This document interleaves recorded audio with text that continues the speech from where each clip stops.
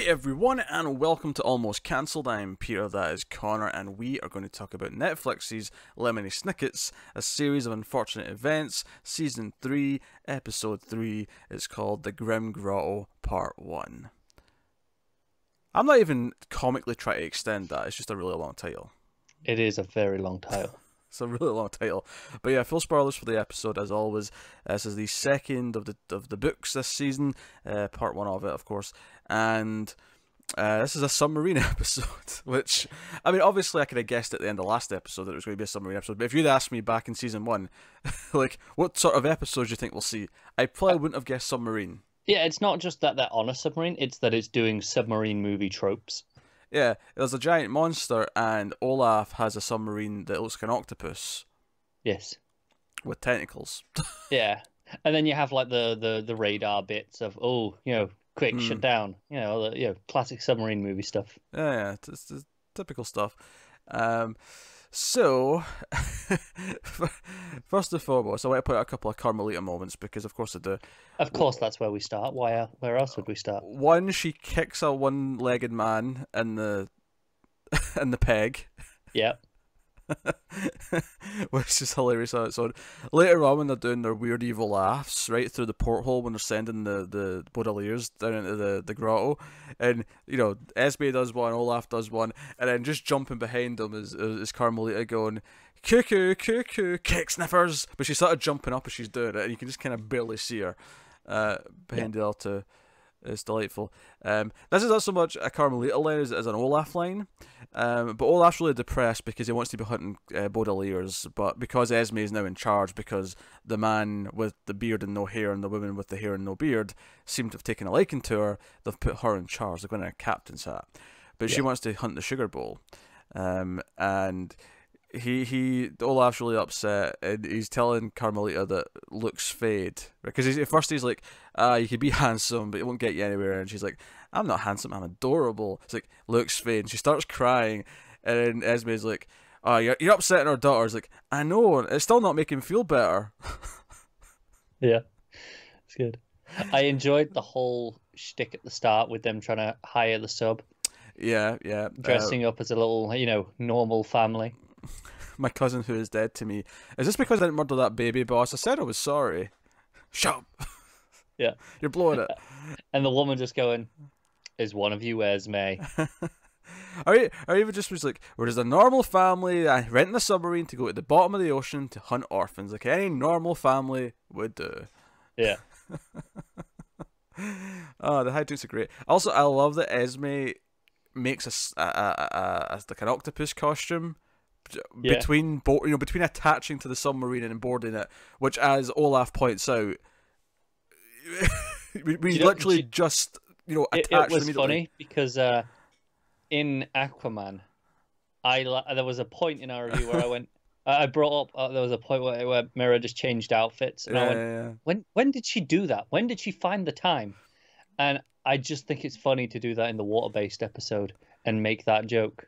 Oh, which obviously wasn't intentional because Aquaman wasn't out. Yeah, and obviously lots of movies do it, Yeah. But it was just funny because I made that joke on our review, and it was just like, oh, okay. Yeah. And then actually, I love that Olaf at one point did a Snicket's thing where he says, "Oh, I'm going to twist your arm," which here means, and he explained it. Like he did that mid scene. I was like, well, that's kind of funny. It was, yeah. Also, I don't think the kids have heard the name Lemony Snicket, because at one point Fiona says, Jacques' brother, and I'm like, oh, they're intentionally not saying it, so they've not heard it yet. Yeah, they mustn't have done. So that's there. So yeah, so obviously on the submarine, Fiona is this new character, who immediately Klaus is taking it. Well, I mean, Violet's got a love interest, so Klaus should have one too. Yeah, and as the delightful little Sonny puts it, get a room. Yes. Immediately she's like, shiver me timbers, and she says that's just something pirates say when they're surprised, and I'm like, no, there was an accent on that. There was a shiver me timbers. There was clear attraction in that. Yes, there was. Yeah. In that pronunciation. I'm just I'm putting it out there. Yeah. Which is fine. And then all dressed as sailors. I mean, the jokes write themselves, basically. I would say the only thing that's a little weird about this is they keep going how, Klaus is a bit of a thing for her. Mm-hmm. but constantly like, it's like, hey, you're like my sister. I'm like, pick one. No, I see. I took that as him trying to keep the peace because Violet clearly doesn't like her, and he's like, "No, you don't like each other because you're a lot alike." But I admit it's kind of weird to constantly say you're like my sister when clearly, there's an attraction there. Yeah. So that's what I like the flip because when they first meet Fiona, Violet says, "Oh, we're surprised that you're the captain of the submarine," and she's like, "Well, because I'm a girl." Like, no, because you're so young. And then later on, when Olaf boards, it's like, "Oh, how are you the captain of the submarine?" Because, No. It's Esme that says it's this. Esme, yes. Yes, because she goes, "Oh, how are you?" Because you're so young. No, because you're a girl. And it's funny because then Olaf's like, "You were captain like 10 minutes ago." That's true. I liked how they flipped that. Again, it's just one of those little clever writing things that it does. And Esme goes, "No, I'm not a girl. I'm a woman." That's her excuse. I mean, she's got a point to an extent. She does. It kind of brings it back around to the youth thing. Yeah. Which arguably Esme was making the same point anyway. She was, yeah. Very, very layered joke, this. Yes. It keeps building as well. Like, it keeps getting deeper as they go. So there's a giant monster spawning around. Yeah, what was it called? The Other? Something like that? The Great Other or something like that, yeah. The Great Other, yeah. And Olaf clearly knows what it is because he's scared shitless of it as well. Yeah, he's like, okay, that's there. I mean, the kids obviously react in fear because, hey, it's just a giant monster, but it's not like they're expecting it per se. It's just kind of like, oh shit, there's a giant eye flying by the porthole. Whereas Olaf is like, immediately, oh no, we're in these seas. No, everyone shut up, turn things off. This is bad, yeah. Poor Hookman getting shafted from the dinner table. Yeah, Hooky. And they won't let him tell him his name. They won't, yeah. That's actually really funny. He keeps trying to tell him his name. He's like, no, this is for family only. You go eating the brig with the rats, I believe was the exact term. So they're on the submarine, and the mission that Fiona has is to look for the sugar bowl, and Violet doesn't want to do that. She wants to go to the safe place to find Quigley. However, of course, Esme wants the sugar bowl, and little does Olaf know that actually is going to intersect with the Baudelaires very quickly because naturally they're also looking for show. Yes, exactly. And I like that Esme notices it on the map that they've written it down. Like, oh, that's what they're looking for. Also, no one knows what's inside it, even Fiona, because that's a point of contention early on. Is that Violet wants her to tell her what's in it, and she's just like, oh, that's classified, but she's really just hiding the fact that she doesn't even know. Yeah, naturally.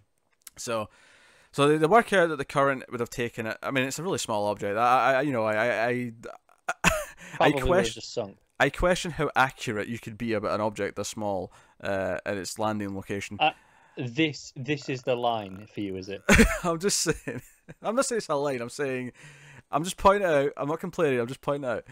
So they track it to this grotto, and it's a dangerous grotto because there's this magical fungus, which is fine when it's just invisible, but then it blooms, and then it becomes very quickly, apparently deadly. Yes.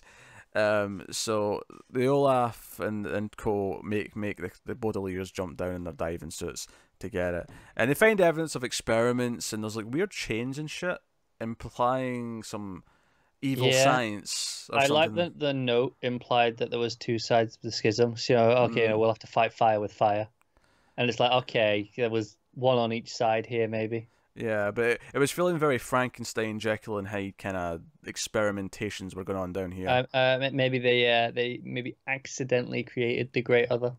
Yeah. Very possibly, which might have led to why this place burned down and the people inside went kaput. Very possibly. So Quigley showed up. Quigley's actually got a sugar bowl because he came with Kit because he goes to Poe try and get help and he's useless. But Kit's there to use the machine. Fiona telegrams out, and Quigley. They're going to reunite with Quigley up the stairs, but then the mushrooms, the fungi, start to go, and they have to run and jump and go back. And the big cliffhanger at the end is that Sunny's diving suit starts to bloom inside her helmet. Yeah, and quarantine the baby. Yes, quarantine the baby. Why do I get the feeling that the out of this is going to be that Sunny can just eat anything, including deadly fungus? I mean, it's possible. Yeah, she was peeling potatoes in this, and she was suggesting proper food outside, instead of gum. Because we even mentioned Phil, aka Cookie, who's back from the lumber mill episode, who's insanely positive about everything. Yes. Even being kidnapped. Oh, I'm being kidnapped. This is fun. They're like, sorry, did we cause that with your leg? And he's like, no, Shark's got it. It's cool. Yeah, it's Klaus is like, oh, sorry about that accident, because thinking that they did that. And he's like, no, Shark got it. Yeah. And he's like, yeah, but I mean, how many people get that close to a killer animal? It's like, fair play, Phil. He's got a point. Can't argue with that one. Yeah, Violet's immediately touchy with Fiona, though, because she turns around, because Fiona calls him Cookie, and she immediately turns around and goes, his name is Phil, as if she's being disrespectful. I'm like, she's got a nickname for him, it's not that bad. Yeah, and Phil clearly doesn't care. No, it's not like she called him, I don't know, Rat Face or something like that, Yeah, he's the cook, so Cookie. Yeah, it's simple enough. He's a shit cook, sure. Yeah, but, cook maybe stretching it. Yeah, making do. Yeah, it wasn't a whole lot of ingredients when he was going through the list of inventory with Sunny. It didn't sound like it was a whole lot of things to use. No, it didn't. It was basically just potatoes and rice until he got to the fish, and it was finally like a main thing that could be the centerpiece of the meal. And let's not forget the gum. Lots and lots of gum. Aye, because that's going to be useful. Well, he thinks it is.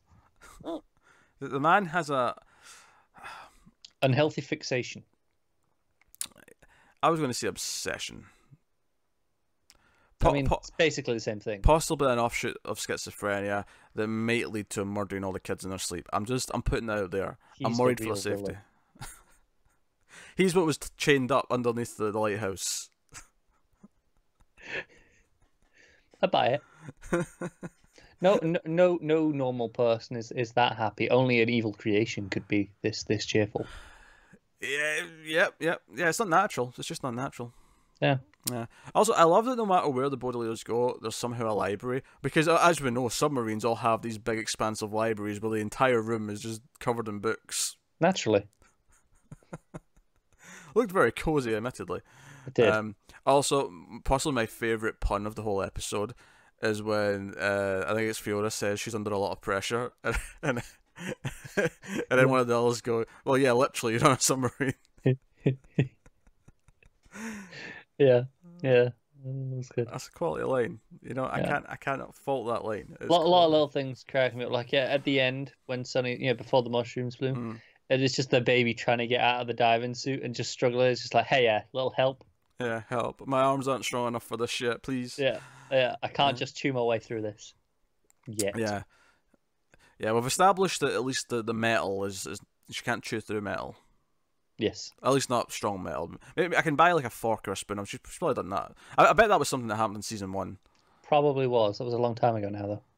I mean, anyone can bend a spoon, so I mean, yeah, I can buy that she can do some spooning. I've seen someone chew a spoon before. That's a thing. I mean, I don't want to do it, but yeah, knock yourself out, I guess.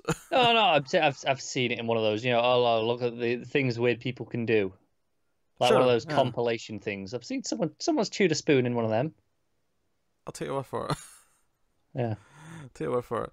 No. And that was a good episode. I think what I continue like about the show is how it keeps shaking things up, and how we had a submarine episode, and it's so different. And I think I like that until about the last 10-15 minutes, Olaf's crew and the kids... Very separate. Very separate, yeah. It's just like two separate plots until they kind of run into each other, and then it gets going from there. And it was a nice change of pace because they're so often like entwined. Is this the first time where Olaf wasn't actively looking for the kids? He just kind of stumbled. Because even when he went up to the submarine, he's like, no, I know that submarine. That's Captain Widdershins. Let's go torture him. Yeah, he didn't know it was them, yeah. It wasn't until they came up from the table, when they're hiding behind the table, that they finally knew it was them. Yeah, because that's kind of the point of his plot, is that he's depressed because I should be hunting Baudelaires, not looking for the sugar bowl. Damn right, we're looking for the sugar bowl. Yeah, but I don't know why that was my impression. Baudelaires aren't going to catch themselves. Yeah, I don't know why that was my impression of Lucy Punch, but damn right, it's going to be the sugar bowl. Oh dear. So we've added a Kraken into the show, which I did not see coming. Well, all I'm saying is, Krakens make everything better. Yeah. Do you know what's funny? Because I thought the effects when they landed on the ice at the end of the last episode were it was fine for what the style of the show was, but I mean, it looked really fake, right? You know, it was like, you know. Yeah, sure. No different to a lot of the things in this show. But yeah, but that was maybe one of the most glaring fake-looking things, was them, you know, surrounded by all this ice. It was just very clearly, you know, not real. And obviously the underwater stuff's not real either, but I thought it looked actually quite good for what it was. You know, we spoke a lot in the first season about the very European cinema style of this show. And I think that really lends itself to this underwater tone. Yeah, no, it does. It kind of not hides it, but it kind of just works in tandem with it, so it kind of doesn't feel out of place. Yeah, even because actually I loved it when the submarine docks with the other one. It's the octopus tentacles actually wrap around it. Yeah, it's like it's being grabbed by a giant octopus. It's a cool design for a submarine as well. Yes, I love that this small submarine rental place, because such a thing exists. I mean, obviously, I mean, I assume you can rent a submarine, but I don't think so. I mean, no, not just like this. No, not like this. Obviously, obviously, this does not exist. There's no way you can just go up. But I have to imagine, like, say, like, if you're making a movie, you could rent a submarine for a movie. Oh, for a movie, sure. Kind of thing. You know, like, you can do it if you're a corporation. There's ways to do it, but. Like, so even then it would be like, it's less renting and more, hey, can we just kind of borrow this for a bit? Yeah, because I mean, you imagine that most, if not 100% of submarines are all military based. I would say most, yeah. I imagine at least submarines like this. Obviously, you get submersibles for like science reasons. Yeah. I mean, no, there's probably a few big submarines for science reasons as well. Just for if you've got like a science crew kind of thing. Yeah. Yeah, probably is. But I imagine for submarines like this, you wouldn't necessarily just rent them. You'd get permission from a private organization to use it for specifically just this shoot these days. Yeah. It wouldn't just be. I don't think it's a private company renting them out, like like you would if you were renting a car. Yeah. So what you say is you have to show up with a lot of cash and say, "Can you borrow a submarine?" I think you would. And hire someone to, you know, pilot it, because is it pilot for submarine? It's not drive. You don't drive. Yeah, no. you don't drive a submarine. I think you steer a ship. You steer a ship. Yeah, maybe it's just steering. Yeah. Huh, who knows? Terminology. Someone to operate a submachine. I'm surprised this show didn't teach me. I know. I know. It's the sort of thing this show would tell us. Well, yeah, he's been going on and on about the water cycle. Then again, does it want to point it out when literally this entire submarine has been operated by one girl who's like 14? I mean, it's not stopped them pointing that out multiple times in the episode. True. They are surprised by it, that's for sure. It's not like Cookie's helping. Cookie's just, I don't know, burning himself in the kitchen. What's he doing? Exactly. So, I don't know. That's episode 3, though, of the season. Let us know what you think of this one in the comments below. Like and subscribe, all that stuff. We'll be back the day after tomorrow with the next episode. Episode 4, of course, part 2 of this 2-parter. And we will see you guys then. So, like, subscribe, all the usual stuff. It helps us out a lot if you do that. It helps, you know, the video or the audio reach more people, because it's promoted more by YouTube or the audio podcast services recommended stuff. But of course you can support us even more than that by going over to patreon.com/MailFuzzTV if you want to support the channel financially for as little as $1 per month, and you can do that there too. So that is us. Thank you once again for watching and listening. We always appreciate it. Keep watching TV, guys.